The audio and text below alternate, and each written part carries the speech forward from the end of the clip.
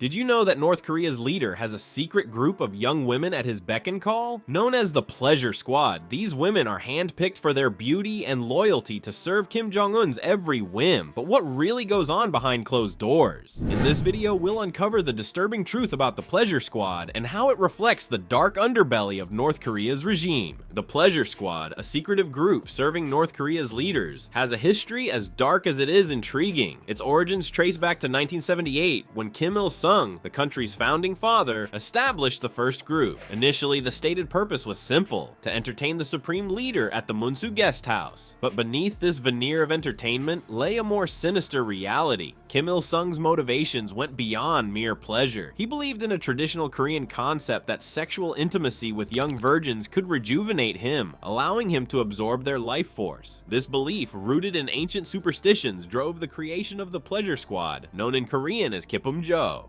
As the tradition passed to Kim Jong-il, the Pleasure Squad evolved and expanded. In the 1970s, Kim Jong-il, then positioning himself as his father's successor, devised the idea of the Pleasure Squad as a way to please Kim Il-sung and secure his own place in the line of succession. Under his rule, the group grew to include a second division known as the Joy Division, created specifically for his personal use in 1983. The cultural and political context of North Korea allowed this practice to continue unchallenged. In a society where the supreme leader's word is absolute, and where traditional beliefs intermingle with modern politics, the Pleasure Squad became a symbol of the regime's power and excess. When Kim Jong-un came to power, many wondered about the fate of the Pleasure Squad. Would this younger leader, educated in the West, put an end to this controversial practice? The answer, it turns out, was a resounding no. After a brief disbandment following Kim Jong-il's death in 2011, Kim Jong-un resurrected the tradition. Reports suggest he sent officials to recruit tall and beautiful young women, continuing the legacy of his father and grandfather. This continuation under Kim Jong-un raises questions about the future of North Korea and its leadership. How does the persistence of such practices reflect on the regime's attitudes towards women's rights and human dignity? As we delve deeper into the world of the Pleasure Squad, we'll explore the rigorous and often invasive selection process that determines who becomes part of this secretive group. Imagine being plucked from your classroom at 15, only to face questions about your sexual history from government officials. This isn't a dystopian novel, it's the reality for young women selected for North Korea's Pleasure Squad. The selection process is as secretive as it is disturbing, revealing the depths of exploitation within Kim Jong-un's regime.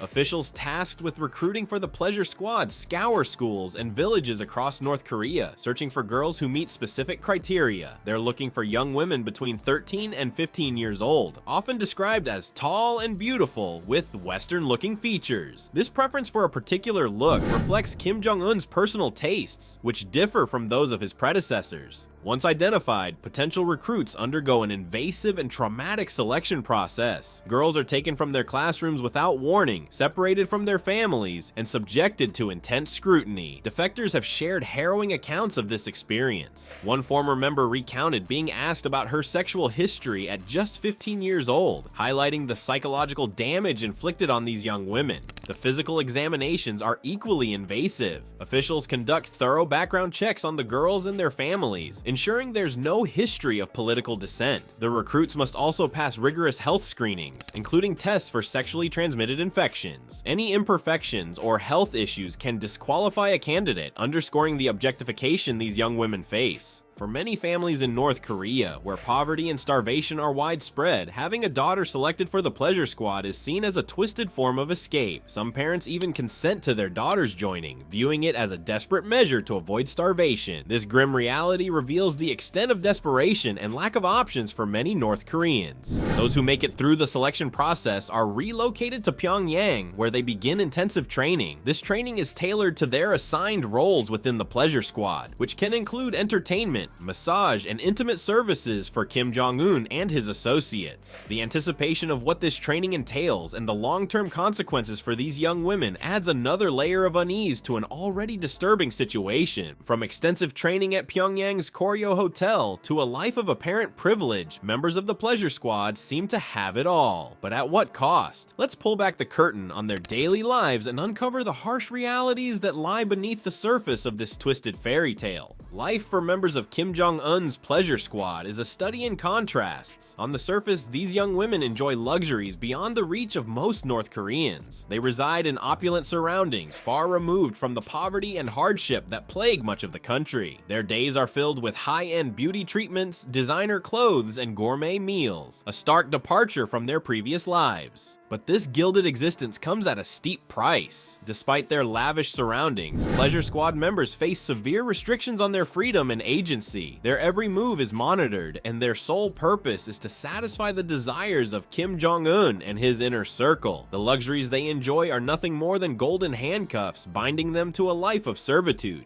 The roles within the Pleasure Squad are diverse, but all revolve around pleasing the elite. Some members are trained in entertainment, expected to sing, dance, or play instruments at private gatherings. Others are taught massage techniques or groomed for more intimate services. Regardless of their specific duties, all undergo extensive training to meet the exacting standards of their powerful patrons. This training is as rigorous as it is unsettling. At locations like the Koryo Hotel in Pyongyang, young women learn not only how to please the dictator and his associates, but also receive security training. The regime takes great pains to ensure these women can keep secrets and remain loyal, even under duress. The long-term consequences for Pleasure Squad members are profound and often devastating. Many former members struggle with lasting psychological trauma from their experiences. The societal stigma attached to their past roles can make it difficult to reintegrate into normal life, leaving them isolated and vulnerable. When members reach their mid-20s, they face a new chapter in their lives. Typically, they are married off to bodyguards or other elite personnel, a practice presented as a privilege, but underscoring the continued exploitation of these women. This retirement from the Pleasure Squad marks the end of one form of servitude and the beginning of another, as they transition from objects of pleasure to trophies of status. While the world watches North Korea with bated breath, a silent drama unfolds behind closed doors. The Pleasure Squad, once a closely guarded secret, now stands at the center of a global debate. But as international pressure mounts, could this controversial institution be the key to understanding and potentially changing the future of the world's most isolated nation?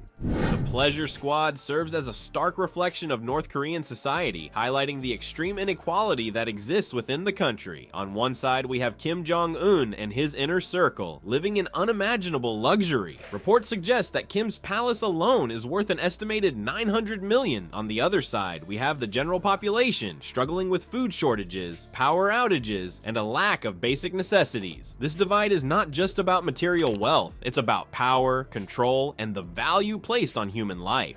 The existence of the Pleasure Squad embodies the power dynamics at play in North Korea. It shows how the ruling elite view women as commodities, to be used for their pleasure and discarded when no longer useful. This attitude extends beyond the Pleasure Squad, reflecting a society where loyalty to the regime is prioritized over individual rights and freedoms. International reactions to the Pleasure Squad have been strong and unequivocal. Human rights organizations and governments worldwide have condemned the practice, seeing it as a clear violation of human rights. The testimonies of defectors like Yeonmi Park have shed light on the oppressive nature of the regime, sparking outrage and calls for action. As we look to the future, there are hints of potential change on the horizon. Some experts suggest that as North Korea faces increasing international scrutiny and economic challenges, there may be shifts in how practices like the Pleasure Squad are perceived. However, the likelihood of significant reform remains uncertain. The regime's need to project strength and control may conflict with growing pressure to address human rights abuses. The future of the Pleasure Squad under Kim Jong-un's rule is precarious. While the practice continues, it's becoming increasingly difficult for the regime to hide it from the world. As more information comes to light, the pressure on North Korea to change its ways will only intensify. But will this pressure be enough to bring about real change? Or will the Pleasure Squad remain a dark symbol of the regime's oppressive tactics?